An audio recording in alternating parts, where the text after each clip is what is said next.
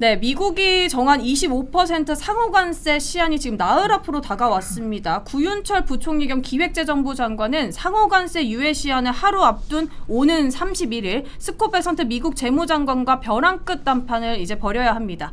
최근 미국은 일본에 이어서 유럽연합과도 이제 무역 합의를 이뤘는데, 그래서 우리 정부가 자칫 시간에 쫓기다가 미국이 그 요청하는, 그러니까 미국의 요구를 무리하게 들어줘야 되는 상황으로 몰릴 수 있다는 우려도 우선은 나오는데요. 이 부분은 이제 대변인님께 간략하게 좀 여쭤볼게요. 네. 네.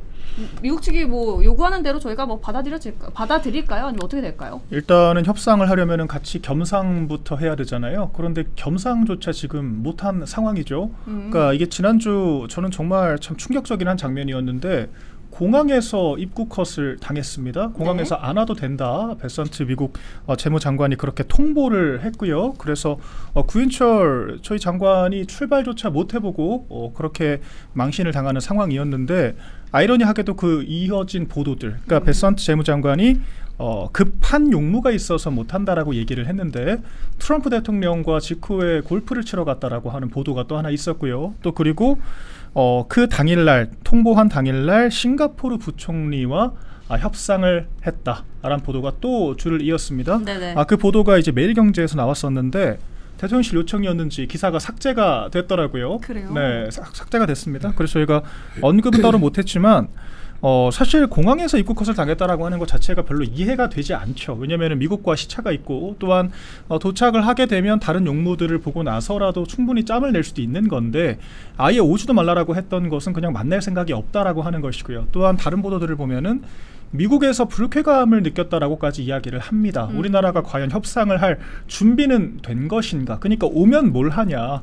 테이블에 앉아놓고 뭔가 다룰 만한 의제가 있어야 되는데 뭘 가지고 협상을 하자라는 건지 모르겠다. 시간 낭비다. 이렇게까지 좀 격정적인 그런 표현들이 오갔다는 말입니다. 네. 그렇다라고 하는 것은 이 정권이 제대로 된 협상을 할 준비가 안 됐다라고 보여지고, 지금 그날 이후로 부랴부랴 대통령실에서 이제 비서실장들 뭐 주말까지 반납하고 회의를 한다, 뭘 한다 말은 하는데, 그래서 뭐가 나오고 있죠 지금? 제가 이 얘기를 한 달 넘게 지금 하고 있는 것 같아요. 그렇죠. 제가 이 시간대마다 와가지고 로드맵이 뭐냐, 컨택 포인트는 있냐라고 했는데, 결과적으로 지금 있다, 이렇게 했죠. 상견례도 못했잖아요. 노력하고 있다라고만 이야기를 하고, 지금 장관 인선까지 끝났는데도 아무런 지금 로드맵과 비전이 없습니다. 그렇기 때문에 지금 그 재무장관이 휴가 갔다라고 하잖아요. 뭐 언제 지금 협상을 하겠다라는 건지도 의문스럽고, 여전히 지금 답이 없는 상황이다. 제가 하나 더 언급하고 싶은 것은, 지금 너무 파렴치하게 민주당이 국민의힘을 탓하고 있어요. 무역 전쟁을 하는데 우리가 발목을 잡고 있다라고 얘기를 합니다. 표현을 그렇게 했어요. 김병기 원내 대표가. 어처구니가 없죠. 본인들이 그 한덕수 권한대행 체제 때 미국이 전향적인 입장을 냈을 때 그 당시 최상목 경제부총리 탄핵시키려고 하지 않았습니까? 본인들이 그때 실탄까지 장전하고 정말 처절하게 발목을 잡아놓고, 지금 국민의힘이 대체 뭘 하고 있다고 우리 탓을 하는 건지 납득이 되지 않는 그런 상황입니다. 그 마스가라고 이제 조금 생소한 단어일 수 있는데, 이제 메이크 아메리칸 쉽빌딩 그레이트 어게인, 그러니까 이게 마가에다가 이제 쉽빌딩을 우리나라가 이제 붙인 겁니다. 그러니까 우리 정부가 이제 수십조 원 규모의 조선업 협력 프로젝트를 제안했는데, 이 한국 조선업이 관세 협상의 향방을 가릴 결정적 변수로 떠올랐기 때문에 우리 정부가 지금 이제 관세 시한을 조금 이제 임박해서 앞두고 있으니까 이 조선업을 타겟으로 해서 그러니까 새로운 전략을 조금 세운 것 같습니다. 이게 지금 한국 민간 조선사들의 대규모 미국 현지 투자와 이를 뒷받침할 대출, 그 보증 등 금융 지원을 포괄하는 이제 패키지라고 이제 이해하시면 될 것 같은데, 조금 이제 생소한 단어라서 제가 이제 부연 설명을 했습니다. 네, 이거를 어떻게 조금 생각하시는지 살짝 이제 그냥 간략하게만 들어볼게요, 변호사님. 마스가 MASGA Make American Shipbuilding Great Again, 이름만 보면 미국의 조선업을 다시 위대하게, 그 이름만 보면 미국 정부에서 만든 정책인 것 같아요. 그런데 그게 아니라 우리나라 정부에서, 이재명 정부에서 미국에 대가 제안하는 그러한 정책입니다. 미국이 그동안 트럼프 정부 당선 이후에 여러가지 무역적으로 전 세계적으로 강한 메시지를 내면서 중국 선방에 대해서 입항 수수료를 별도로 받겠다.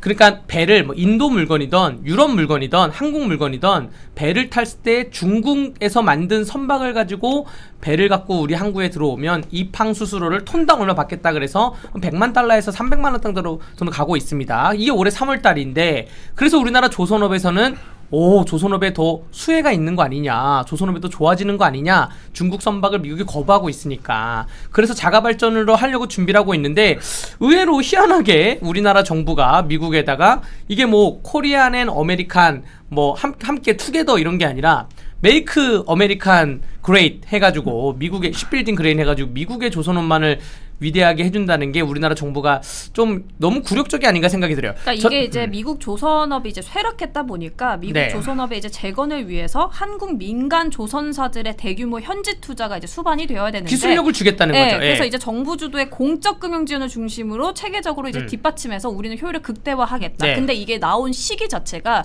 지금 관세가 얼마 안 남은 상황에서 예. 이게 갑자기 그 마스카가 나오다 보니까 결국에는 관세로 안 된 거를 이거를 반대로 조선업으로 무마하려는 거다. 지렛대로 삼으려는 거다. 이런 논란이 지금 나오고 있는 겁니다. 근데 이게 지금 아까 우리 첫 자막에서 일본과 EU는 미국하고 그 협상이 됐다고 하는데 일본이 우리나라 정치 상황보다 정치가 더 혼란스러워요. 참의원 선거가 지난주에 결과가 나오면서 이시바 총리에 대해서 사퇴하니 안 하니 이시바 총리가 사퇴한다고 말을 했다가 번복하고 EU 같은 경우에는 자막에 나오고 있지만 EU 같은 경우에는 원래 국가적 의사 결합체 아닙니까? 원래 혼란스러워요. 근데 트럼프 정부가 발생한 지가 작년 11월이기 때문에 그때부터 준비를 해왔던 것이죠. 근데 우리나라도 충분히 준비할 수 있었는데 그동안 12월 달 물론 계엄이 있었지만 한덕수 총리와 최상목 경제부총리가 미국 관세 협상에 대해서 준비를 하려고 엄청난 노력을 했어요. 그때 민주당이 뭐라 그랬습니까? 야, 정부 바뀔 텐데 아무것도 하지 마. 한덕수 아무것도 하지 마. 최상목도 아무것도 하지 마.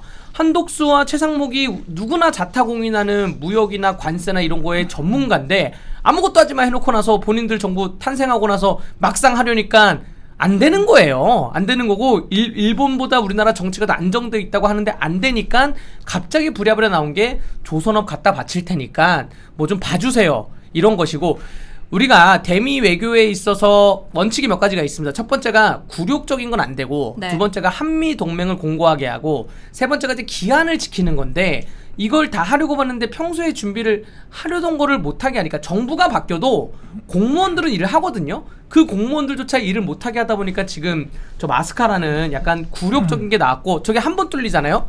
그럼 앞으로 메이크 어메리칸 쉽빌딩이 아니라 메이크 어메리카 뭐 카 인더스트리 그레이트 어게인 미국의 자동차 시장을 또 위대하게 다 붙일 수 있다. 다 붙일 수 있다. 반도체 뭐 철강 다 내줄 수 있죠. 다 넣을 수 있어요.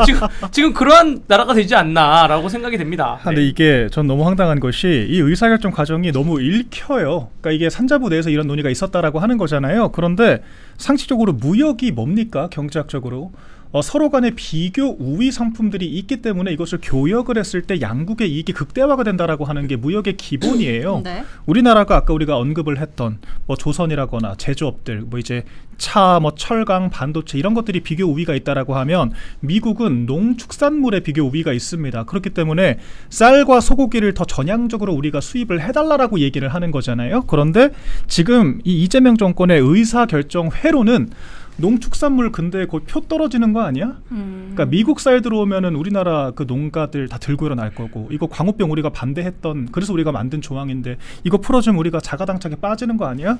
이거 빼고 얘기해봐라. 이거 빼고 협의 그 논의를 한번 해봐라라고 아마 정부에 하달을 했을 겁니다. 그러니까 이것을 그 비교 우위 상품에 대해서 서로 간에 교육을 한다라고 하는 이 무역의 본질에서 벗어난 엉뚱한 얘기가 나오는 거예요. 네. 우리나라가 조선에 대해서 미국을 위대하게 만들면 미국이 우리나라 조선을 수입할 이유가 전혀 없죠. 그러니까 미국이 그러면 우리나라의 모든 어떤 제조업 비롯한 상품들에서 비교 우위를 갖게 될 텐데 그럼 우리가 미국이랑 왜 교역을 합니까? 우리 기술 다 내줄 거면. 그러니까 저희가 중국과 교역을 할 때 우리나라가 오히려 적자를 보고 있다라고 하잖아요. 왜 그러냐?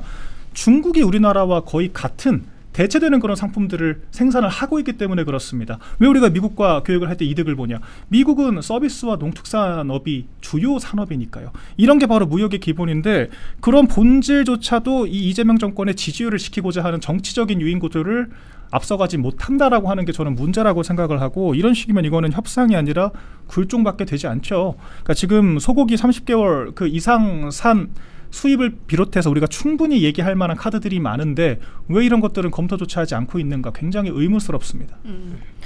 저기 푸딩님이 저한테 이제 노란색 고정핀 일부러 안 빼신 것 같다고 하시는데 저 일부러 꽂은 겁니다. 요즘에 제가 좀 살짝 어려 보이고 싶더라고요. 그래서 옆머리를 고정한다고 이제 핀이 없어서 일단 급하게 좀 노란 핀 이제 고정했습니다.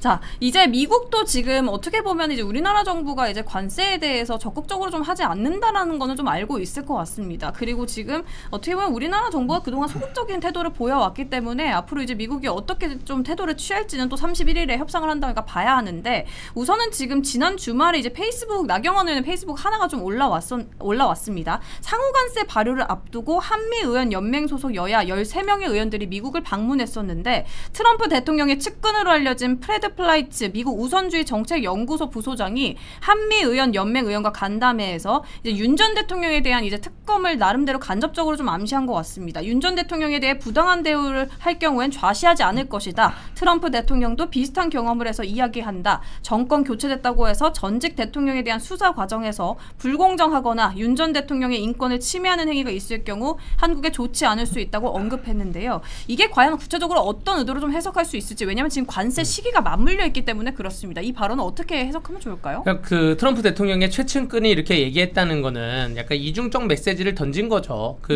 관세 협상이라는 게 비단 경제 논리에만 좌우되는 게 아니라 양 국가 사이에 어떠한 가치관적인 문제에 좌우될 것이다라는 것이고, 트럼프 대통령도 비슷한 걸 당했다라고 하는 게, 트럼프 대통령도 중간에 4년 하고 쉬는 사이에 뭐 이런저런 수사를 많이 받았습니다. 그리고 지금 다시 당선이 됐는데, 네. 또 뭐 부정선거 얘기까지는 안 나왔지만 미국 그 CIA 보고서에 그 관련된 내용이 올라갔는데, 거기에 대해서 CIA 국장이 보고서를 상원의회에 보고하지 않았다 그래가지고 지금 상원의회에서 다시 얘기 나눈다, 뭐 이런 얘기도 있고, 대한민국 정치 상황과 미국 정치 상황이 비춰봤을 때 대한민국 전 대통령, 그러니까 윤석열 대통령이 지금 1.7평의 교도소에 갇혀 있는데, 그러한 기분을 우리도 충분히 공감하고 느끼고 있다. 거기에 대해서 대한민국의 우리 입장이 이렇다는 거를 그 한미 의원 그 사절단이 의원들이 다시 한국에 돌아가서 입장을 잘 전달해달라, 그런 메시지로 해석이 됩니다. 근데 여기에 대해서 뭐 이재명 정부는 아무런 답변을 내놓지는 않겠죠. 이게 간담회에서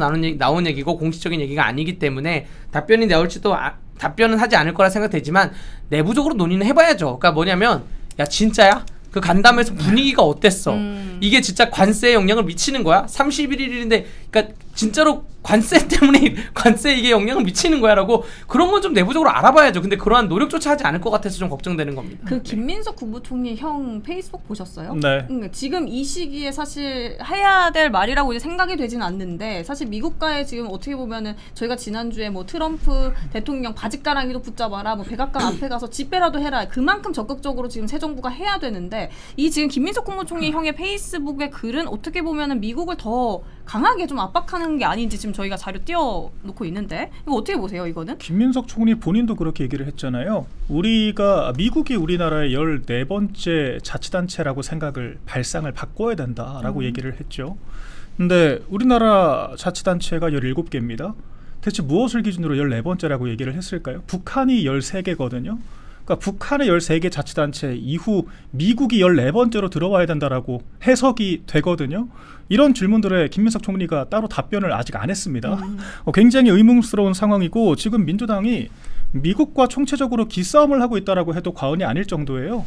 서영교 의원을 비롯한 여당의 특사단이 미국으로 찾아가서 제일 먼저 방문을 한 것이 그 반 트럼프 인사가 주최한 종전선언법에 대해서 행사 참여해서 축사를 했습니다.